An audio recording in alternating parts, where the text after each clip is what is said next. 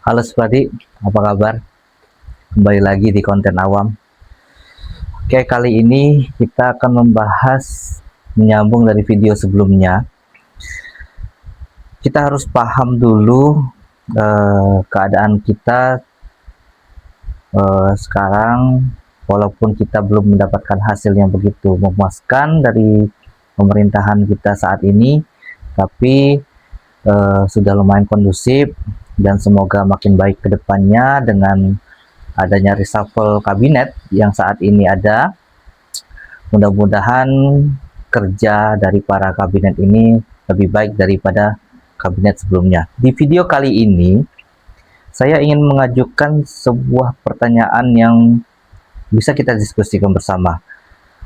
Pertanyaannya adalah, apakah kita benar-benar sudah berdemokrasi sesuai dengan impian dari para pendiri negara kita yang sejak awal ingin negara kita menganut sistem demokrasi, atau kita masih terjebak di keadaan budaya yang selama ini sudah ada di masyarakat kita. Simak video kali ini, kita diskusi bersama. Mari kita mulai.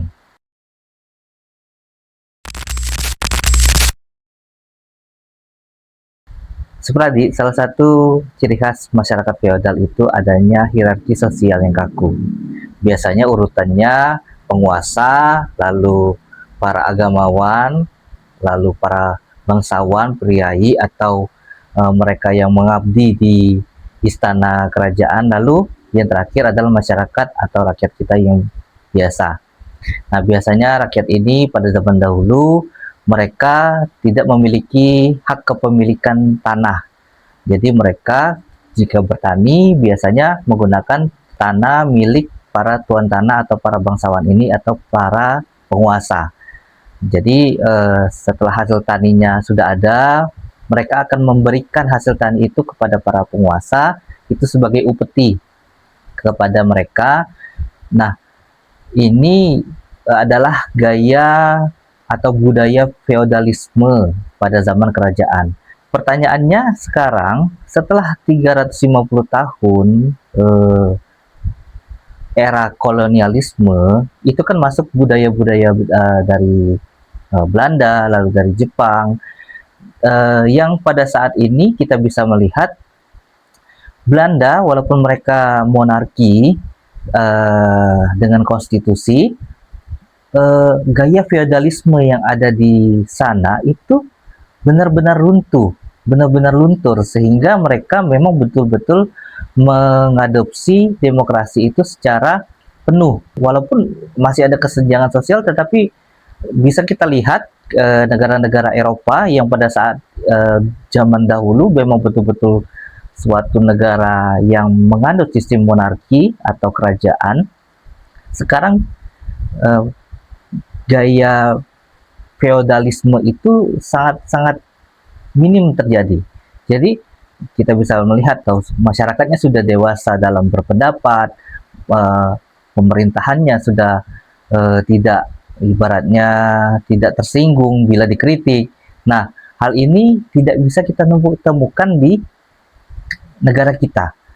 Jadi kenapa kita merasa masyarakat kita pada saat ini pun masih terbelenggu dengan gaya feodalisme ini. Nah, ciri kedua, masyarakat feodalisme itu biasanya mereka merasa inferior. Mereka punya mental inferior. Jadi mereka menganggap orang luar atau budaya dari luar itu lebih baik dibanding budaya yang ada di masyarakat kita. Jadi kalau zaman dahulu kan ketika masa kerajaan masuklah budaya dari India dengan Hinduismenya, atau yang berikutnya masuk para pedagang Islam dengan budaya Arabnya. Nah, kebanyakan masyarakat kita itu pada saat zaman dahulu mengadopsi nilai-nilai yang ada di luar dan menganggap hal ini lebih baik dibanding budaya yang ada di masyarakat pada saat itu. Nah, kenapa keadaan ini masih terus sampai sekarang? Rasa inferior ini sangat-sangat mengakar di masyarakat kita. Ketika demokrasi masuk, ketika Indonesia, Nusantara saat itu menyatakan diri sebagai negara kesatuan Republik Indonesia, menyatakan kemerdekaannya. Nah, seharusnya pada saat itu para pendiri bangsa kita, pendiri negara kita pasti berpikir bagaimana caranya menghilangkan strata sosial yang terlalu kaku. Bagaimana cara agar seluruh elemen masyarakat dipandang sejajar, dipandang itu sama di mata hukum, tetapi kenyataannya sampai sekarang kita tidak merasakan. Masih banyak kita merasakan yang adanya adalah hukum kita masih terasa timpang, masih terasa terlalu berat sebelah. Nah, ini yang gaya-gaya dari budaya feodalisme ini masih terasa di negara kita, di masyarakat kita. Jadi pertanyaan berikutnya adalah apakah kita benar-benar sudah merdeka atau kita memang sudah merdeka tetapi praktik budaya, praktik sosial kita masih mengikuti gaya sebelum kita merdeka, yaitu gaya feodalisme. Jadi kita masuk ke berikutnya. Jadi Supradi, saya pernah menonton video Guru Gembul beberapa saat yang lalu, mungkin di minggu yang lalu. Jadi di video tersebut Guru Gembul membahas bagaimana sulitnya para pejabat kita itu untuk merakyat, atau bagaimana sulitnya para pejabat kita merasakan apa yang betul-betul terjadi di masyarakat kita saat ini. Nah, pertanyaannya, apakah betul memang mereka tidak tahu dengan keadaan ekonomi kita saat ini, atau memang mereka betul-betul memang tidak merasakan sama sekali?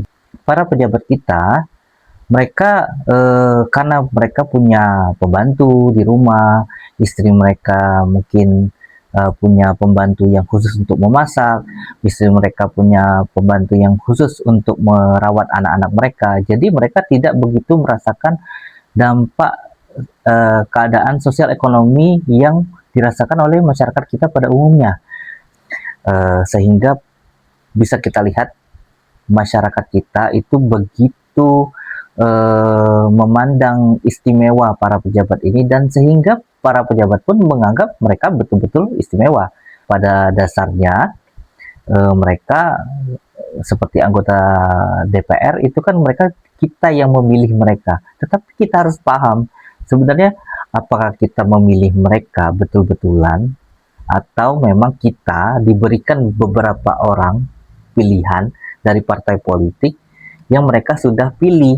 Nah, ini jadi pertanyaan yang berikutnya lagi nih, bagaimana para elit politik kita pun ikut serta melanggengkan gaya feodalisme ini, sehingga kebanyakan para pejabat kita saat ini merasa mereka istimewa, mereka tidak boleh dikritik, dan bahkan sebagian besar kebanyakan masyarakat kita masih cara menghormatinya itu terlalu menghormati, bahkan kadang dikultuskan. Sama hal juga dengan para, mohon maaf, agamawan kita. Itu saat ini kita bisa melihat realitas yang ada di negara kita, begitu tingginya para agamawan kita itu, sehingga mereka tidak boleh dikritik sama sekali. Jadi feodalisme ini itu mengakar di semua lini di kehidupan kita saat ini. Jadi berikutnya, setelah pejabat, agamawan, kalau saya bilang masyarakat kita itu ikut melestarikan, kita bisa lihat di dalam sebuah keluarga. Kebanyakan masyarakat kita yang pada umumnya orang awam, seperti yang dalam konten ini adalah pembahasan tentang orang awam, segala sesuatu yang terjadi di masyarakat awam kita, kita bisa melihat nih, masyarakat awam kita kebanyakan yang sudah menjadi orang tua itu bisa dibilang ketika anaknya berbeda pendapat, memberikan masukan, mereka pasti kebanyakan itu menilai masukan atau pendapat dari anak itu adalah salah. Bahwa semua yang saya berikan kepada kamu sebagai anak saya, ketika kamu tinggal di rumah saya beri penghidupan yang layak, kamu saya sekolahkan, kamu harus ikut aturan main yang saya berikan. Masih seperti gaya-gaya feodalisme itu. Jadi yang menjadi bahan diskusi berikutnya, masyarakat kita pun melestarikan gaya feodalisme ini sampai ke dalam rumah, sampai ke dalam meja makan yang ada di rumah. Ketika masyarakat kita yang sudah menjadi orang tua, tetapi tidak menjadi orang tua.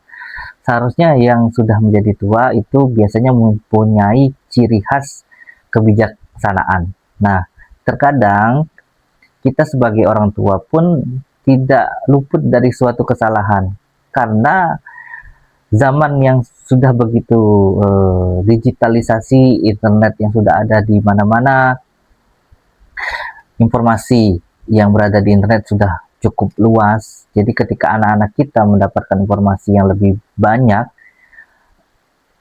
kita pasti tidak memiliki hal yang mungkin kita tidak temukan di masa lampau. Nah, berikutnya di masalah pendidikan kita bisa melihat pendidikan kita saat ini gaya feodalismenya pun masih kita lestarikan.